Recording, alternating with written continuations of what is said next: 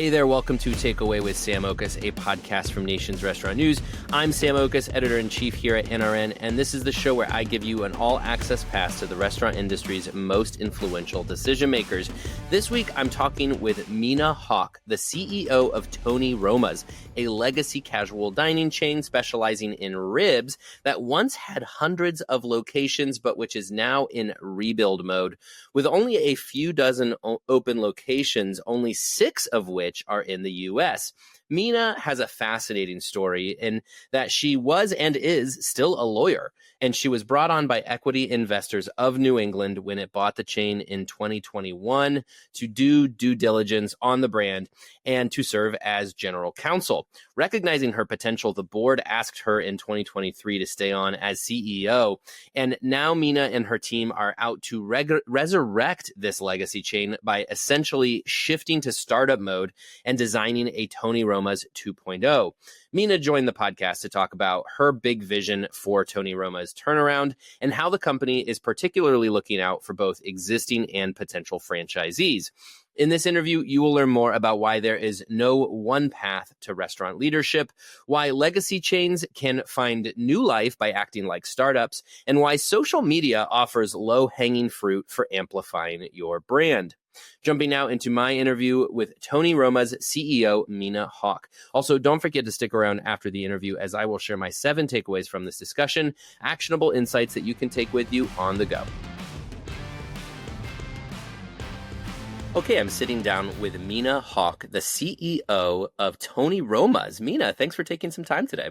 Thank you, Sam, for having me here today. Of course. Okay, so Tony Roma's, for anybody who is not have a Tony Roma's nearby or are not familiar with this brand, give me a quick 30 seconds on what this brand's all about.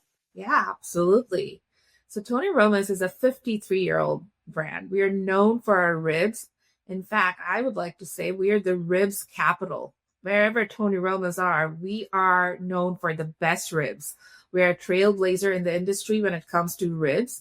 And for over 53 years, we are serving customers all over the world and helping them create memories. Once upon a time, we used to have few hundred units. That may not be the case anymore, which is one of the reasons many Gen Zs and millennials may be unaware of us. But we are coming back with that type of vision again and reclaim our old glory. Very exciting, and that's what we're going to talk about, how Tony Roma's is going to reclaim that glory. And Mina, with you as CEO, very exciting to see some of the changes that you're implementing. And I want to get into a little bit more of your story because you are a lawyer. You're a practicing lawyer, and this is not your only gig. You got a few other gigs. I know you're an adjunct professor. And so tell me a little bit about yourself and how you found your way to Tony Roma's. You know, I also ask myself that question. How did I end up here? Because my path to Tony Roma's has actually been very different. I didn't have to climb up the traditional corporate ladder. I started in Tony Roma's actually not in the company, but as a lawyer to the investor who bought the company. And I did the legal due diligence. And when I conducted the legal due diligence, it was in the middle of the pandemic when Tony Roma's was put up for sale by the previous ownership. And I was doing the buy-side due diligence, advising my client whether to buy this company or not. At some point, I felt so connected to the brand, while doing my legal work. It's a 53-year-old company with so much brand equity, with so much history. And there's a lot of love, for people who have been to Tony Roma's. It's still extremely, it fills our heart with joy when we hear all their experience. Because Tony Roma's once upon a time used to be a location where people would celebrate their engagements, their prom, a lot of milestone events. And coming into a brand with so much history, it was an absolute honor. In fact, I didn't see myself going beyond the due diligence. It was just a scope of work that came to my law firm. And once I handed over the deliverables, I thought this is done. But in the process, what happened was I gained the trust of the stakeholders, and they wanted me to then work as an outside general counsel. So post-acquisition, I basically worked with the integration, the legal work, advising the shareholders. The board member really trusted me. And then as a result, in 2023, when they were looking for, someone to replace the previous CEO, they asked me, Mina, can you take this over? Again, didn't see that coming. I explained to the board that, look, I'm a very happy lawyer. It's not one of those things that I didn't like lawyering. So I wanted to go into an executive leadership position. And the board was extremely gracious about it. They did understand that, as a practicing attorney, I have a reputation. I have a great client base and I should be allowed to serve my clients. At the same time, it was something that was requested. So it was a position that I didn't really seek, but it was requested for me to take over. And I understand the tremendous amount of honor and responsibility that comes with this position. So, no matter what I do, I'm still an active attorney, I teach, but Tony Roma's is always in the forefront of my mind. And I always say I'm working in a 24/7 time zone because we are all over the world. And I love to give that time, attention, and focus to this brand because I see a lot of opportunities ahead. Yeah. Well, it's amazing. I mean, you're very smart and I'm sure perfectly up to the task of being the CEO, but did you have either restaurant experience or executive experience? And how did you really kind of get acclimated, I guess, to that role? Yeah, no restaurant experience whatsoever, except for a consumer who knows the restaurant scene very well. So I bring that fresh consumer perspective. I literally, even for my executive decision, I put myself in a consumer's shoe because I think that allows me to bring a fresh perspective for a brand that needs a turnaround. In terms of executive leadership, what I had experience in is building business. I build my law firm from scratch. So I'm an entrepreneur and I work with a lot of executives, a lot of C-suite leaders in my law firm in various matters, in various legal matters, litigation, employment matters, immigration, corporate law. So that always gave me a very good foundation because I know what the executives are thinking. I know what problems to solve. Because if you are a problem spotter, which is what we are, when it comes to your profession as a lawyer, we are professional problem spotters and solvers. So that kind of give you a good framework, no matter which industry you're looking at.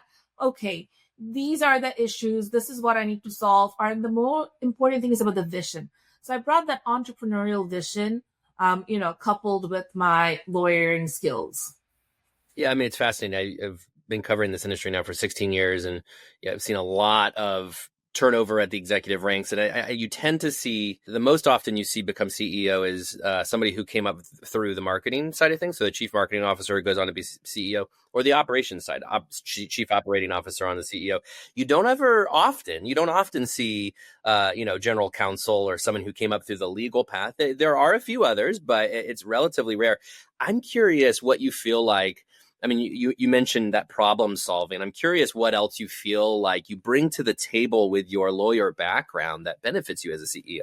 As a lawyer, the way we think is really different. The 3 years of legal training that we get, I feel like you go into a whole perspective into law school. You come out with a whole different style of thinking.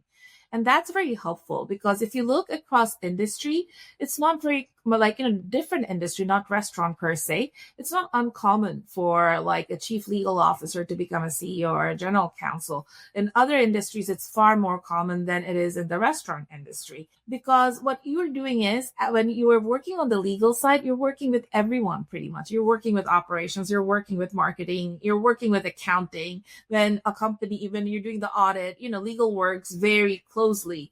So you kind of have a very close interaction with each department. So that was very helpful. And that lawyerly way of thinking, I think that's very helpful because you know when you need to be measured, when you need to be calculated, and when you can just be a visionary. Right. All right. So you come into this business a few years ago. When you took a look at it, I'm sure you're looking at this externally when this opportunity is made available to you to become a part of this team. What was your impression of Tony Roma's? Because as you say, over 50 years old, obviously a legacy brand, used to be much bigger than it is. What was your impression of its positioning in the marketplace? For Tony Roma's, so it was in the middle of the pandemic. that investment that happened, like my client who bought the company, what it did, it put Tony Roma's in a different path than many other brands followed later. A lot of other brands filed for bankruptcy. They were basically facing a lot of financial peril. But what this investment did, it saved the company. So I knew the company needed a lot of infusion of ideas, direction, a lot of reduction of waste. So it kind of needed like a top to bottom, review. And that's where I came in to identify, okay, these are the issues and these are the solutions. We streamlined the operation. What we have done, we have taken a startup approach because that's what my specialization was, to build startup. Making this legacy brand, and applying a startup approach, what it meant is to identify where there's overlap. Cut back on those overlap. And overlap does not only means employees, it means systems, process, streamline it. And to the point where we have streamlined our operation, our system so well that I feel like now our services that we actually deliver to our franchise partners, it's more bespoke. It's more customized. There is no copy and paste anymore.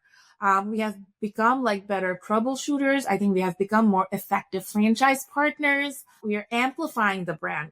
I'm representing Tony Roma's on all major platforms. Just this year, I was in Davos, and then I will again be in South by Southwest this coming weekend.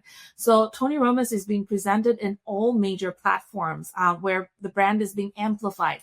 Because my goal is, we get this question, is Tony Roma still around? I want to change that to, wow, Tony Roma's is everywhere, whether it's through our presence, through franchise units, or through corporate units. So I knew when I was coming into the brand that it's a legendary brand, but it needs a lot of hand holding and it needs some, work.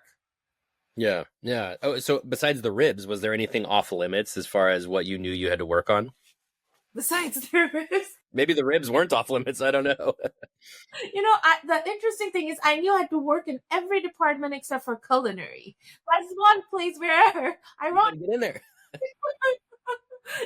Ironically, I don't have that much culinary skills, except for as a very savvy consumer who likes to eat out. But all the other departments, interestingly enough, even when I handled the legal department, my contribution was in the operation. My contribution was in marketing. Even if there's a graphic designer that's doing something, it's me who's giving the input and I'm always catching something. So I'm very involved even now. I always say the structure we have in the company, because it's small, it's streamlined, it's kind of like a flat structure. When I sit down with my team, I call it a brainstorming sessions. It's not a meeting, it's a brainstorming session. Everyone's welcome to contribute their ideas. We're still 100% remote. My team members are still remote while almost everyone's returning to work. But we have a system where we can still serve our franchise partners all over the world. It's small. When you're small, you're agile. So you can I always say fail small, act fast. Interesting.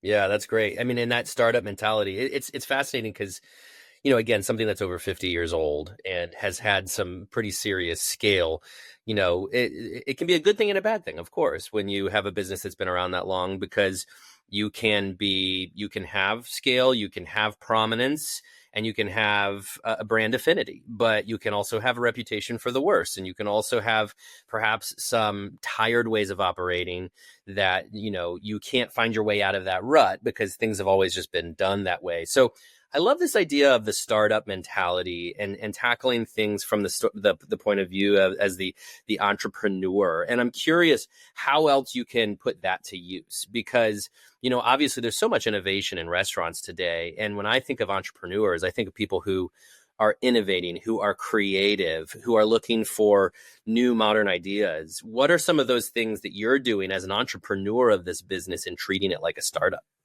For example, we are thinking to build our corporate store, because when the company was purchased right before this acquisition, the previous ownership and management closed their corporate store. So we walked in where we don't have any corporate store, but all franchise units.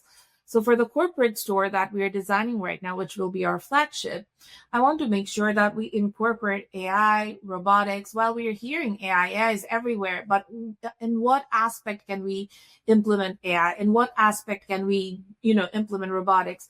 Some scratch the surface type robotics that we know of is like the server, right? We have already seen that. And that is interesting. And that is something we want to take advantage of. But there is a lot that's happening in the kitchen robotics area that I'm keenly interested in. And I'm working with different companies and, accepting proposals on that front as well, where we have a solution that ensures the quality of the product, that cuts back on the labor time, that cuts back on the waste, inventory management. So I think when it comes to AI, inventory management is one area that will be helpful to get all those insight. And you will see more and more technology coming out. Even AI is improving every day. So for the flagship store, I envision a Tony Roma's, which I want to call Tony Roma's 2.0, that's going to have AI, that's going to have robotics. In a way, for future franchise partners, they will be in a much better position. They will be buying the best version of Tony Roma's because it will be very cost effective. And that is something we have in the forefront of our mind. And I work with my team very closely on that, because what I have seen before coming to Tony Roma's, that the whole study about cost, sometimes brands don't think about it, right? Because they think, okay, the franchisees will be the operators, so they will be bearing the cost. But I don't like that, because I need to make sure that economically it makes sense for my franchise partner. I need to make sure that it works for the long term. Because when we sign a deal, we shouldn't be thinking about a short-term gain. We should think so that the franchisee can succeed years after years, to the point not only for a 20-year franchise agreement, but even beyond.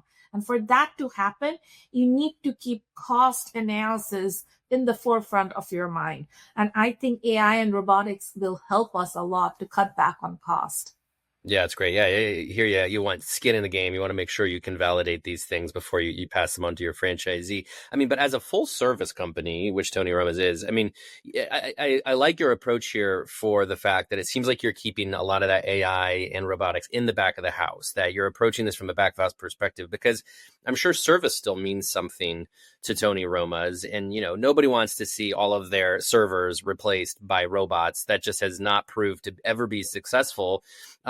So tell me how you protect that sort of service that Tony Roma's provides, while also pushing into the future with some of these, high tech tools that you're looking at. Now, the first feature of all of this is protect your brand identity. People recognize Tony Roma's as a very warm and friendly place. And part of that warmth is brought by the servers. So servers will not be 100% replaced. But if we have a robotic option, I would like to have that as an option. For AI, yes, I'm thinking more in the back end, because inventory management is extremely important when supply cost is skyrocketing every day. And a lot of it is waste, what to order. Just knowing that information precisely will save some cost. And that's going to go into a greater training as well.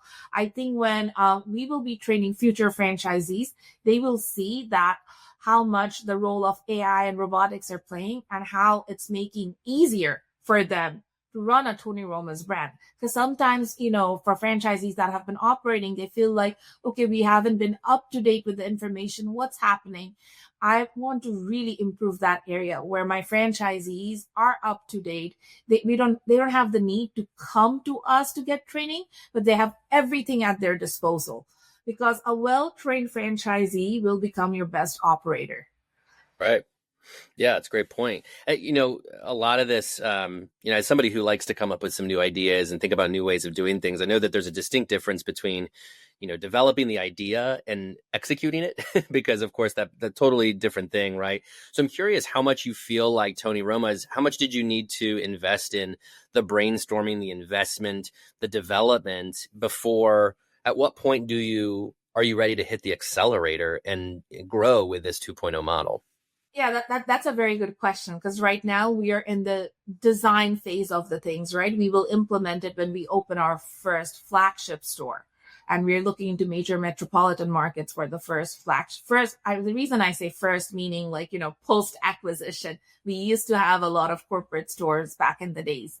In terms of the growth, I think once people see what we have to offer in terms of the technology, the new flagship, I really think it will be easy for us to have maybe about a couple hundred franchises like in the next 5 years. And I am a true believer is like, I need to show. I can go and I can tell a lot about all these things. And the way to show that is to establish that corporate store. And that's what we are working on right now. And a lot of it is on the design phase. And my team, I told them, like, we need to out innovate. We have these brainstorming sessions, and the way sometimes to come back for a legendary brand is to out innovate. And the way I remember this is the story of Apple, different industry, but there's a lot to learn from there. Yeah, that's a great point, because Apple, of course, having been known for computers before kind of fading in relevance in the late 90s and then resurging on the back of the iPhone, and now, of course, among the most valuable companies in the world. That's such an interesting part of this, which is, again, when you have 50 plus years in business, that's a good thing potentially, but can also potentially be the bad thing in that, maybe there's baggage or something to offload. You made the point when we started this conversation about Gen Zs and millennials just aren't even familiar with this brand. And so if you think about that from the Apple lens and wanting to launch your version of the iPhone that gets Tony Roma's back to relevance, especially when you think about those younger generations, what will be key to getting this brand to become a part of their lifestyle, again, in some instance?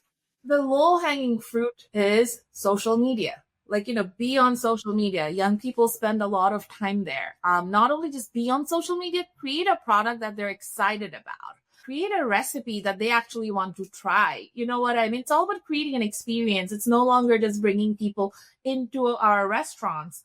It's just knowing why Tony Roma's is well known. Like, we are doing some LTOs now. Every quarter we are rolling out LTOs. And one of the things we're doing is some fun mocktail drinks. Maybe, this is how we can connect with Gen Zs and millennials. And these are some of the things we're doing. Influencer marketing, extremely important. It's just not an afterthought, social media marketing. It's very much part of the marketing strategy. So just knowing what they want, what they're doing, so that we can connect with them. Again, it comes back to me as a consumer. As I told you, like, I didn't really work in the restaurant industry, but I always try to think, what would I like as a consumer? So as a consumer, and then, as Gen Z, like my daughter is in high school, what is it that she likes, her friends like, and how can we implement that in the company to connect with this generation? It's always great to have kids that you can go to and ask the questions for what they like and don't like. My oldest is 8, and she's finally getting to a point where she eats like real food and not just chicken nuggets and mac and cheese. So it's like, I want to know what you're going to like in the future. Okay, so I believe, am I right to say that Tony Roma's has more locations globally than domestically? That is correct. However, we are trying to grow domestically. It's an American brand, and there should be more units. So we are actively looking for a franchise partner, multi-unit brands, that's going to partner with us. Because as I say, this is the best version of Tony Roma's 2.0, who would help us to grow in the United States. Because I would like to have a vast presence here. As I told you, like perhaps a couple hundred units in the next 5 years in the United States alone. We do have a lot of locations globally. We are, extremely loved globally. And that is also interesting to see all the locations. Like we're in Perth in Australia, not Sydney, not Melbourne, although I would like to enter those markets, but we're in Perth. We're in Berlin. We are doing extremely well in Berlin, Germany. We're right next to the Mercedes-Benz Arena. I'm trying to expand in the Middle East, especially in Saudi Arabia. In Asia Pacific, we're doing very well as well. But it's an American brand. We should definitely have a couple hundred units in the next couple of years. Yeah. Well, that's exciting. I'm curious what you've learned from the international operators that perhaps you could use here. I mean, because it's such a fascinating thing to have been a predominantly American brand. I mean, an American brand in foundation and a predominantly American brand in scale. and then become a predominantly international business before coming back to being a predominantly American brand, inevitably you're going to pull lessons from the international business into the 2.0 version of the American business. I'm curious what that might look like. So for the international part, there are some countries, for example, there are some ingredients that we allow in the United States and that are not allowed internationally in some countries. So the good lesson from that is, from the health perspective, you understand like, okay, that's like a high quality. And soon you would like to standardize it. Even in the United States, we would like to make sure that we don't offer those ingredients that are not allowed in any other country. So that is one part that I really like, and that is a health benefit, and that will help us to stand out as well. That's one example. The other thing is, and I'm going to put my lawyer's hat on for this, which is IP, intellectual property enforcement, which is when you are entering into an international market, you're taking a big risk, because the protection you get in the United States, you don't get the same type of protection anywhere else in the world, except for like Europe, which has a very rigid, legal system. Sometimes internationally, what happens is franchisees, they come into the system, they take your know-how, and then they create copycat brands, unfortunately. And this is very common. And a lot of brands suffer from this. So when I see, this type of actions, as a lawyer, I'm also an enforcer of the brand. So I needed to make sure that our brand identity is enforced. What really surprised me, what predates my time, there wasn't much strong enforcement on this particular front before I walked in. So that's type of a challenge, right? In the US, at least, you have a stellar legal system. The parties know their rights and they can enforce it. Internationally, it becomes a little bit more challenging. But nevertheless, there are a lot of solid countries where you don't have to worry about it. You don't need to worry about this legal issue in Singapore, in Europe, where there is like a very strong legal system where franchisees won't take things in their own hands and try to, create like a copycat brand. Yeah, it's fascinating. The things that you don't think about until you're a lawyer. Wouldn't think it's as much about IP protection, but obviously you're totally right. That's such a big issue. Okay, so you're thinking hundreds of franchises in the next 5 years. Lofty goal, and I'm just curious. How do you find that right franchisee to be a part of that community who's going to open 2.0 for Tony Roma? What is that? What's the profile of that franchisee who can help you do this? A franchisee who's committed, who believes in the brand, and who is well capitalized. We need franchisees who are well capitalized because someone who also can demonstrate that they're agile and they can, basically withstand the test of time. So I'm looking for multi-unit franchise operators who would be keen on developing Tony Roma's 2.0. And as I told you, there is a lot of advantages now because of the advent of technology. And we have a very collaborative relationship. It's very bespoke. It's very customized. Whoever will work with us, I think they will get the full attention of the team.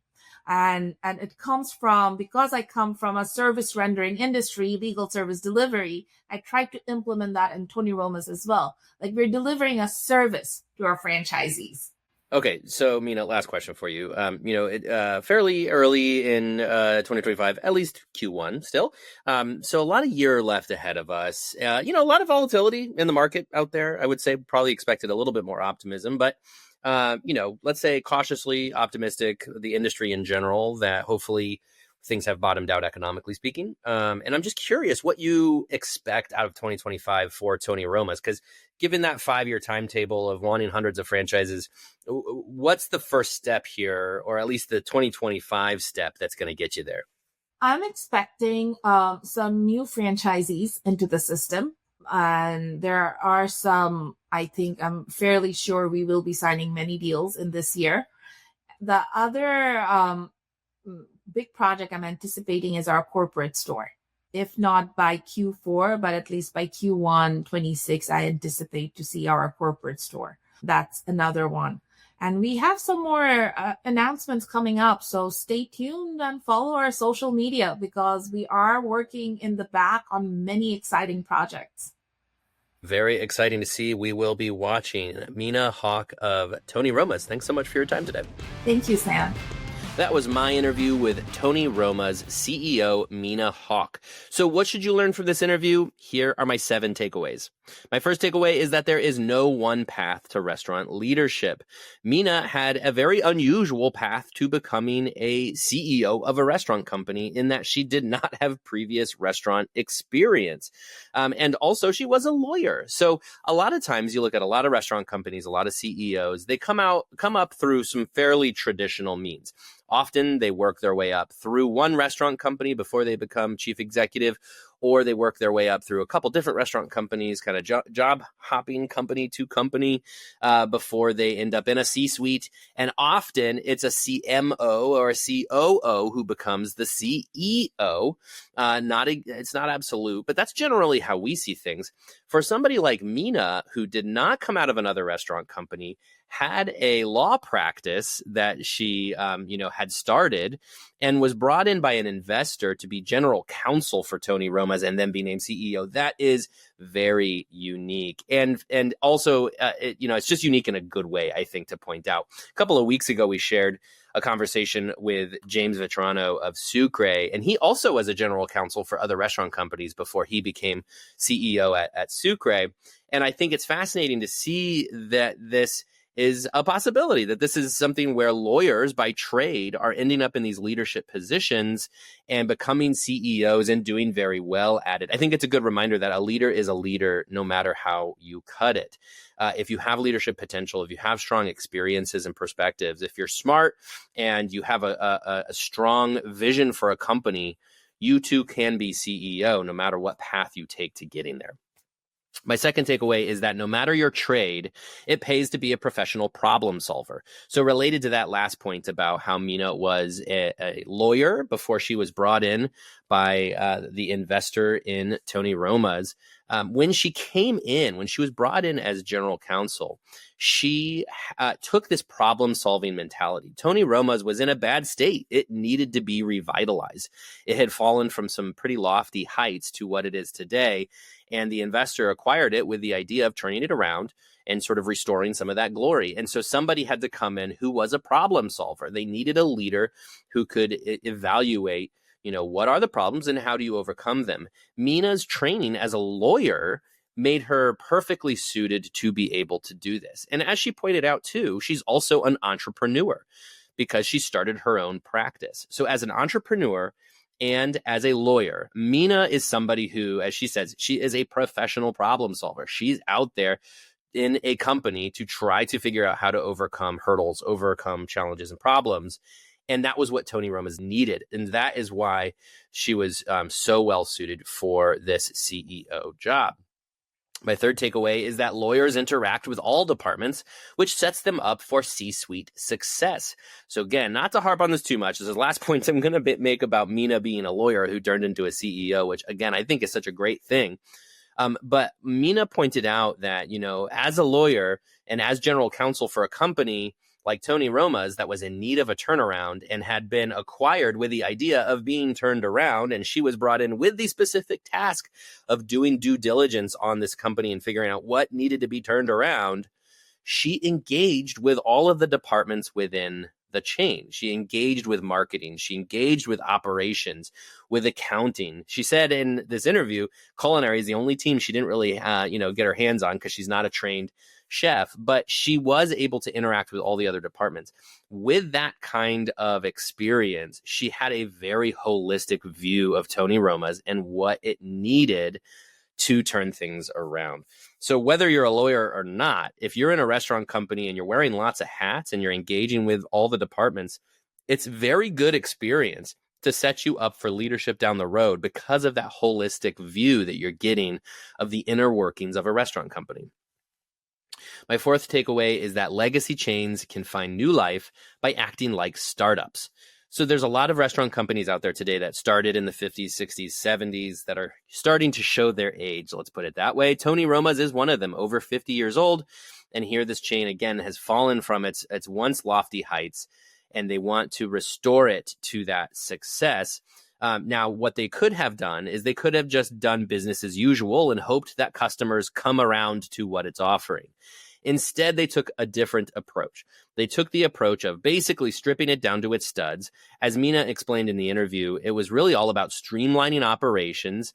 And she used this term, get rid of that sort of copy and paste mentality. I love that, because when you get to a certain, if you get to a certain age as a company, it's very easy to settle into your ways, to copy and paste, do it like we always did it before. But that's exactly what led you to this problem. Instead, you have to get back down to basics, strip everything out that was, maybe not working for you, kind of start over again. That's why you need a startup mentality. Startups have been all the rage for, over a decade now. Everybody thinks it's really popular and cool to start your own business, and it is. It's just very hard. But as it's become cool to be a startup, the reason is because startups have this, again, very entrepreneurial, creative spirit where they're trying new things, they're innovating, they're tackling big problems, and they have a great, tend to have this great sort of branding and personality about them. And that's something that people want to be a part of. They want to, they want to see that succeed. And so for Mina and her team at Tony Roma's, they are giving that mentality to this brand. So it's not, oh, we're old and tired and set in our ways. It is, hey, we're cool and fresh and new and creative, and we're going to do things how they need to be done, not how they were always done before. So with that startup mentality, it's very exciting to see how Tony Roma's could turn things around. At one point, I want to also point out, toward the end of the interview, Mina mentioned that it's kind of like Apple. I thought that was such a good metaphor for what Tony Roma's is doing. Apple, if you'll remember, when it first became a big company in the 80s, it was for making computers. And then in the late 90s, early 2000s, Apple kind of became a little bit irrelevant as Microsoft sort of took over. And then in the mid 2000s, Steve Jobs and Apple came back with the iPhone. And suddenly Apple is the biggest company in the world or something, because it was able to really innovate, reinvent itself, treat itself like a startup, even though it had been around for decades at that point, and in doing so was able to find that resurgence that they were looking for. My fifth takeaway is that you should get rid of meetings and replace them with brainstorm sessions. Such a cool idea that Mina said, all of her meetings, she says, she treats as brainstorm sessions, which is that when she pulls the team together, when they're trying to figure out how do we turn things around here, how do we get creative and create Tony Roma's 2.0, she says everybody can contribute ideas. That is so important that, you can't just have ideas dictated from the top and, turned into mandates and everybody's got to take their orders and go do. You need to inspire a contribution from everybody, because everybody has good ideas. When you think about, folks in marketing, operations, accounting, all these other departments, culinary, that, maybe they don't have the voice to bring big ideas to life, but they have the big ideas and they deserve to be heard because of, that person has a perspective that is worth hearing. If you don't have a model for getting those out there, you're going to miss the big ideas that could have been big for your system, for your company. So what Mina is saying is that, hey, let everybody contribute ideas, turn your meetings into brainstorm sessions, get all the ideas out there, because you never know when one of those will be the idea that turns things around for you. My sixth takeaway is that in the midst of tech innovation, you should be sure to protect your brand identity. Mina is very set on leveraging technology as a big part of Tony Roma's 2.0, and for good reason. Obviously, as all the other restaurant companies, everybody's looking at technology one way or another. She said, she's really looking hard at AI and robotics, how they can play a role in Tony Roma's future. And that's very exciting. But, she pointed out, one of Tony Roma's go-to characteristics that people know it for is its hospitality. So if you go too heavy on robotics and AI and pull out some of that hospitality, Tony Roma's will not feel like Tony Roma's anymore. So that's just an important thing to remember as you invest in technology. Don't strip out the parts of your brand that you're known for, that your customer comes back for. Do it in such a way that is complementary. My seventh and final takeaway is that social media offers low-hanging fruit for amplifying your brand. I know. Of course, social media is everywhere now, and if your marketing team isn't looking into social media or using it heavily, then you should be, because it really is the best way to get your voice out there. But I wanted to point it out specifically for Tony Roma's in my interview with Mina, because, the challenge that Tony Roma's has is to build some excitement for a brand that a lot of Gen Z and younger doesn't even know exists, and a lot of millennials too.